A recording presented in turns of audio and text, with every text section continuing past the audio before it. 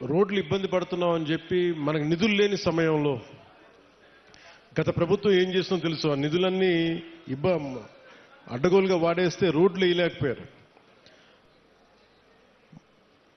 అలాంటి పరిస్థితుల్లో నేను గౌరవ ముఖ్యమంత్రి శ్రీ నారా చంద్రబాబు నాయుడు గారి దగ్గరికి వెళ్ళి ముఖ్యంగా మన అల్లూరు సీతారామరాజు జిల్లా అలాగే మన పార్వతీపురం మన్యం ప్రాంతం వీటి గురించి మాట్లాడుతూ ఇక్కడ గిరిజన కుటుంబాలకు కానీ గిరిజన సోదరులకు కానీ కుటుంబాలకు చాలా ఇబ్బందులు ఉన్నాయి, రోడ్లు కావాలి.